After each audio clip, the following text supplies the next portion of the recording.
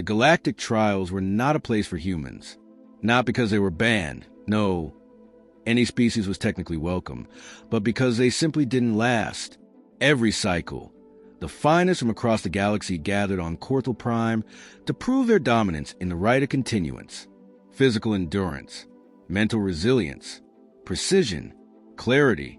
No one expected a human to qualify, let alone finish. Their physiology was considered a joke in competitive circles. Fragile bones, unremarkable strength, inconsistent mental focus, and a baffling need for emotional regulation.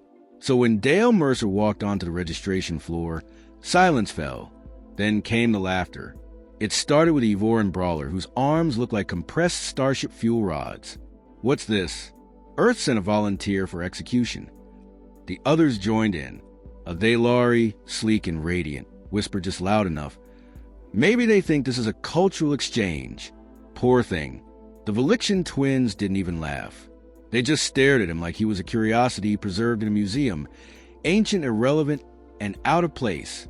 Dale didn't respond. He stood calmly, filling out the entry form. No cybernetics. No enhancements. He declined the orientation module, opting for manual entry. He didn't correct anyone. He didn't smile. He simply nodded to the attending clerk and stepped through the threshold that began the competition sequence. Commentators were merciless. Well, folks, it looks like we've got our comic relief for this year's trials. One popular feed titled their broadcast, "The Meatling's March. How far can human crawl before he cries?" Cameras lingered on his unimpressive frame. No exosuit, no visible weapons, just breathable armor and a blank expression. To most viewers, this wasn't a competitor. It was a protester with misplaced confidence. Dale's name trended on half a dozen worlds, mostly as a joke. Edits of his face pasted onto extinct Terran animals flooded the info stream. Mock betting odds placed the survival time at 3 minutes past the first gate. One particularly vicious meme had his projected cause of death as existence. Among the competitors, the tone was no better. A Crystari blade dancer scowled as Dale stood beside him. "Try not to bleed on my boots, soft skin." Dale didn't reply. A twitch of the eye might have been a response, or maybe not. He stared ahead at the entrance of the arena, where the steel gates shimmered under layered shielding fields. The rite of continuance was legendary. It wasn't a race. It wasn't a battle. It was a declaration of identity. Each stage tested something different: reflex, memory, endurance, self-control. Those who survived became legends. Those who didn't became statistics. A flicker of movement passed across Dale's eyes. Something no one noticed: memories. A corridor on Earth filled with smoke. Screams. A sister's voice. A small grave under red sand. "Come back," she'd said once, "even if you have to crawl." Dale had trained on Earth's most unforgiving ground. Not because he wanted to compete, but because he needed to understand how much a person can endure and still move forward. Not one of them knew that. They didn't need to. He wasn't here to explain. The trials began. Contestants launched into motion as the countdown hit 0. All but one. Dale waited half a second. Then he moved calmly, deliberately, walking into the steel maw of the first challenge. The blade corridors. Precision lasers, randomly shifting blades, sonic traps, and atmospheric distortions. It was designed to strip instinct and force raw calculation. Most used predictive software and algorithmic augments. Dale used his eyes. He watched the rhythm of the walls, listened to the faint hum of oscillating fields, and moved when it felt right. Not calculated, not measured, just right. He passed the first chamber in under a minute. No injuries, no stumbles. The second chamber required a leap between spinning grav discs and a narrow roll through 2 converging barriers. He didn't hesitate. The crowd didn't know what to make of it. "Beginner's luck," one alien murmured. "He's copying patterns," another suggested. But neither was true. Dale wasn't mimicking. He wasn't even thinking in the way they were. He was sensing. Pattern recognition. Micro movements. Pressure shifts. Human adaptability in real time. He passed the checkpoint second, only behind the Thalari female, who moved like liquid light. She turned to glance at him as he arrived. Her smile faded. Behind them, 6 others failed to clear the first corridor. The Crystari's leg was caught in a flickering trap field. A Velixian fell unconscious after a neural burst misfired in the maze. Dale said nothing as medical drones cleared the bodies. Stage 1 complete. He checked the mark on his wrist. 1 down. No fanfare. No reaction. A new stream emerged online, different from the mockery. Quiet speculation. Did you see how he moved? Not standard Terran training. His reaction time matched Evoran's, unassisted. It wasn't admiration yet, just confusion. Dale didn't see it. He was already preparing for Stage 2. Inside the prep zone, competitors adjusted gear, swallowed stabilizers, calibrated thought modules. Dale sat still, arms folded. Someone asked, "Why didn't you use guidance software?" He answered without looking up, "I don't like voices in my head." An older Velixian monitor hovered behind the glass, watching him. To no one in particular. She said, "They always come in thinking we'll break them." A technician chuckled. "This one doesn't think he'll win." She paused. "No, he thinks he'll endure. That's worse." In a brief rest moment, Dale closed his eyes. The world faded. All he heard was wind, Martian wind, the kind that scraped memory out of stone and left only grit. He didn't feel fear, not because he was brave, but because he had already been broken once. And he survived. There was nothing these aliens could throw at him that would be worse than standing alone in a dead room, knowing no one else was coming. The trials were a game to them, a stage, an honor. To Dale, it was just another hard path forward. When the next gate opened and the distant hum of Stage 2's shifting gravity fields hit their ears, a ripple passed through the contestants. Dale rose without a word. His gait was steady, his face unreadable. Laughter still echoed in side feeds, though quieter now, because, while they were still laughing, he was already walking through the next door. Stage 2 began with silence, not because the competitors were quiet, but because the chamber itself demanded it. The gravity spiral didn't allow sound to travel well. Fields twisted, weight flickered, light bent unnaturally. Competitors floated at odd angles, pulled in and out of dimensional tugs that turned even breathing into a task. It was a place where instincts failed, where orientation dissolved, and the only way forward was through surrendering to constant disorientation. The Valari woman adjusted instantly. Her body shimmered with bioreactive gel that pulsed with every twist in gravitational polarity. She leapt like wind-borne silk. The Evoran brute activated his inertia anchors and simply powered through the distortions with brute force. The Velixian twins synchronized their movements with the field's oscillations, moving like dancers through a broken rhythm. Dale moved last. He floated into the chamber, arms tucked tight to his sides, head tilted as if listening for something. He wasn't graceful, not precise. His path looked wrong, but he never collided with the walls, never lost control. He twisted midair, shifted with a sudden torque of his shoulder, bounced from one beam edge to another using only minor flares from his suit's magnetic stabilizers. No augmentation, just timing. Halfway through the chamber, a gravitational spike surged without warning, an anomaly even the Watchers hadn't predicted. One of the Velixians lost sync and slammed into a field node. Their body spasmed once, then drifted limp. The other screamed, not aloud, but through the link, and lost concentration. She followed moments later, crashing into a corner barrier and vanishing in a shimmer of containment shields. Dale spun once, legs tucked, arms out, riding the collapsing distortion like he had planned for it. He reached out and tapped the stabilizer beacon with a fingertip, reorienting himself vertically while upside down. And then he did something no one understood. He started humming. It was quiet, just a soft string of notes. Earth music, a tune made before any of these species knew his planet existed. Something with no tactical value, no rhythm that matched the field. But his breathing aligned with it. His movements found a cadence. He closed his eyes just for a second and smiled. The Valari saw it as she launched ahead. Her eyes narrowed. She wasn't smiling back. By the time the last checkpoint blinked green, only 3 competitors had cleared the spiral. The Evoran emerged first, panting, covered in frost. The Valari followed, radiant and precise. And then Dale. He stumbled once as he exited, dropping to one knee, but he pushed back up and stood tall. His lips were still moving. The song hadn't ended. Observers were no longer mocking. They were watching. Back in the rest corridor, the Yvoran paced. "He's cheating. Has to be." The Thalari said nothing. She just watched the human from across the room.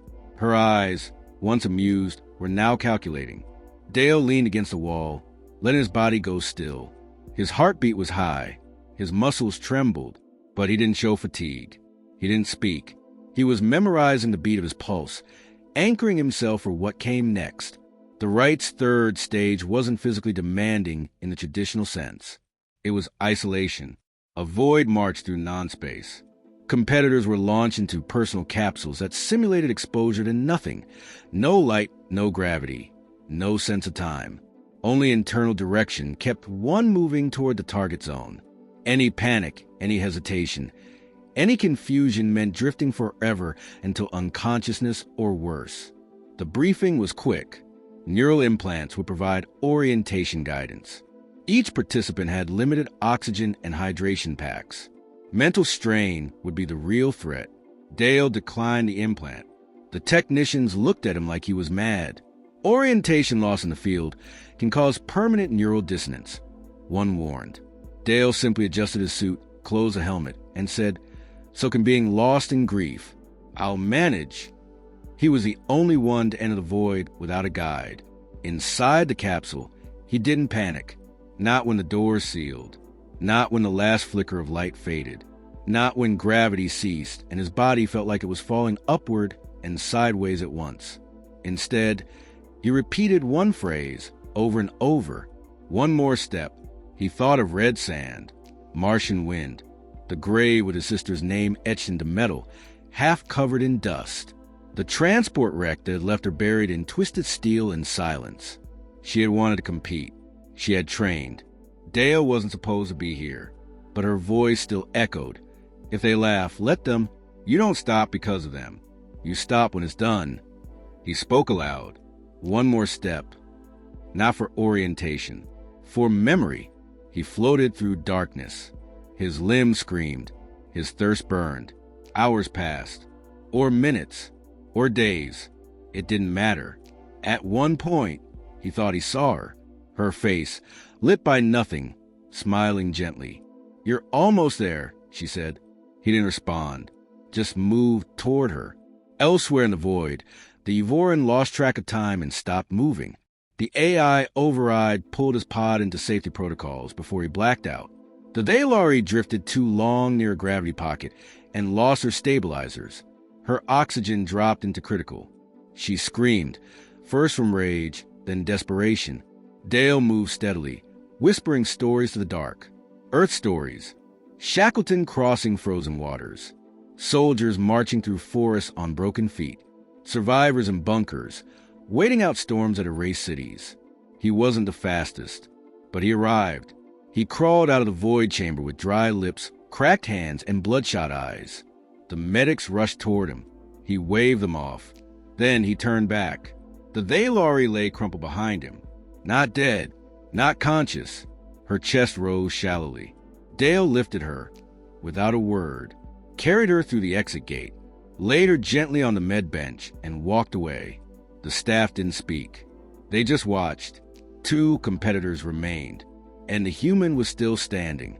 Only 2 remained. The final stage was known simply as the core. No description, no preview, just a sealed gate and the promise that no one crossed it unchanged. It wasn't about survival anymore. It was about proving the right to be remembered. Many species had reached the core. Few had completed it. Fewer still had done so alone. Dale waited in silence. He hadn't asked what the core entailed. He didn't need to. If there was a final test of will, he would meet it like he had every other obstacle, by enduring it. The Yvoran named Gorash loomed beside him like a mobile war monument. He flexed, stretched, ran diagnostics on his armor. Muscles coiled under his exosuit like ship cables. "You should quit now," he growled. "No one will mock you. They'll say you were brave for coming this far." Dale didn't look at him, didn't blink. He just said, "Then they'd be lying." The gate opened. They stepped into darkness again, but not like before. This time, there was weight, oppressive and ancient, like the silence of a battlefield long after the last scream. A colossal chamber stretched in all directions. The floor shifted beneath their feet, responding to thought, emotion, memory. A neural forge, built to reflect your own fears back at you. Every competitor faced a different version of the core. Gorash moved first. His path erupted in flame and steel. Phantoms attacked him, manifestations of his species' martial legacy. Enemies, ancestors, rivals. He bellowed and tore through them with brute strength, refusing to yield. To him, challenge meant combat. The chamber gave him exactly that. Dale stood still. For a long moment, nothing happened. Then a single voice echoed around him. Familiar, small. "You left me." He turned and saw her. Not a vision, not a trick of light, but his sister, 13 years old, burned uniform, hair singed, a smear of blood on her temple, just as she looked the last time he saw her. "I tried," he whispered. "You ran," she said. He took a step forward, but the space stretched. Distance became pain. "I came back. I buried you." "But you weren't there," she replied. Her eyes welled, but no tears fell. "You said you'd protect me." He collapsed to his knees. His chest burned. The pain wasn't physical. It came from the space between moments, between choices. The years of guilt compressed into a heartbeat. "I wasn't strong enough," he said. "I should have died with you." Her face shifted, not accusation, but sorrow. "You lived. So live." The illusion shattered. The floor became solid again. The walls glowed dimly. Dale exhaled once, hard. The chamber had tested his greatest failure, and he had faced it not by denying it, but by accepting the wound and walking through it. A chime echoed. He was halfway through. Ahead, the terrain changed. A structure emerged, ancient metallic, Terran in design. A bunker, cracked, overgrown with digital vines. Inside, he heard voices. His voice, different ages. A boy crying. A teenager swearing vengeance. A man swearing never to feel again. He walked through each sound, hearing himself grow colder, angrier, until finally he reached the center. A mirror. It didn't show his face. It showed him quitting, turning around, walking away. It waited. All the core wanted now was surrender. But Dale did not move. Instead, he sat down, not out of exhaustion, but defiance. It was a silent declaration. "You don't own me, not my fear, not my guilt.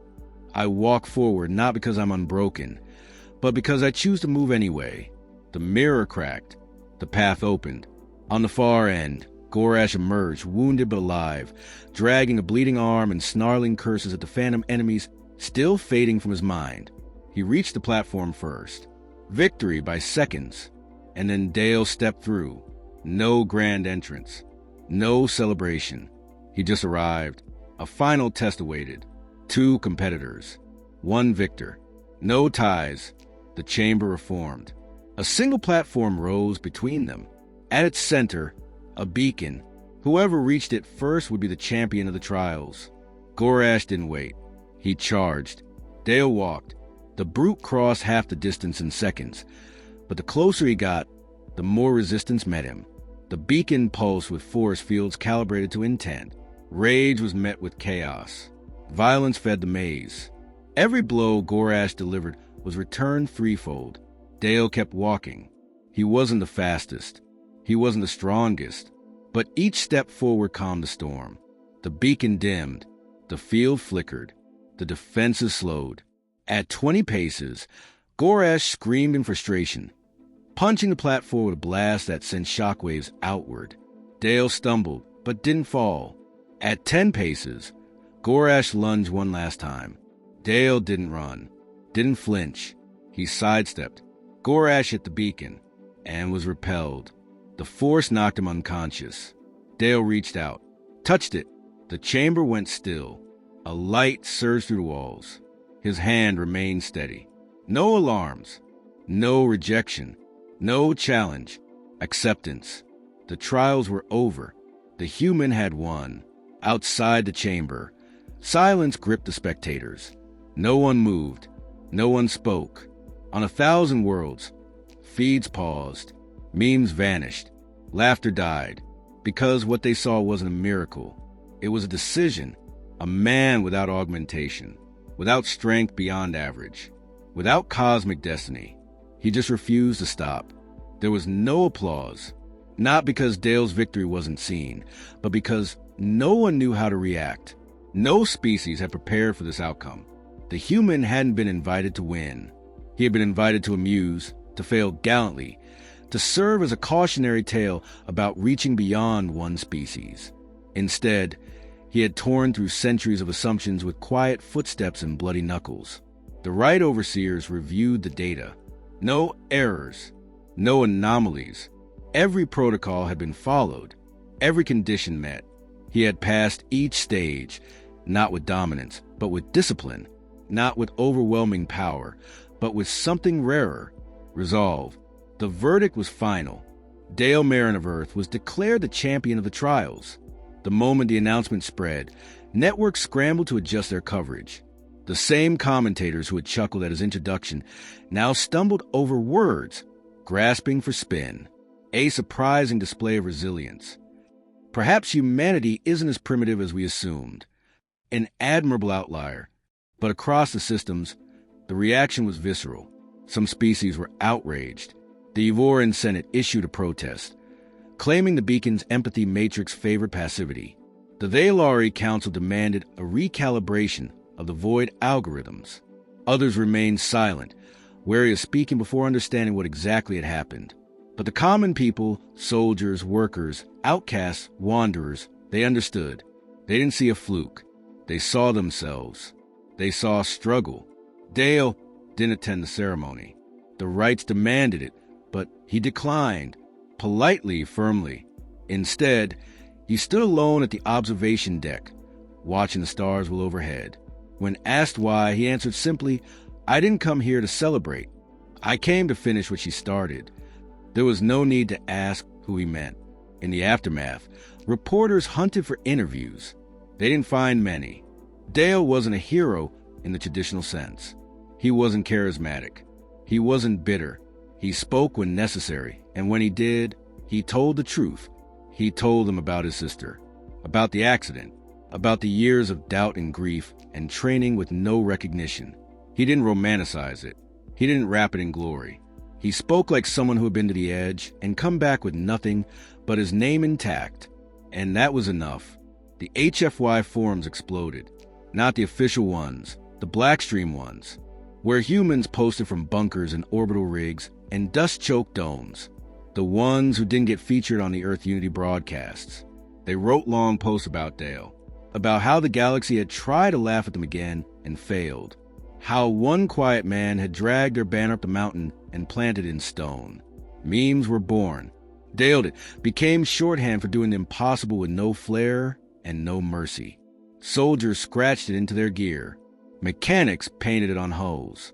Even some aliens adopted the phrase, grudgingly, nervously. The other competitors eventually recovered. Gorash, shamed and half-healed, returned to Evoran space and disappeared from public view. Rumors claimed he requested a trial by fire to erase his failure.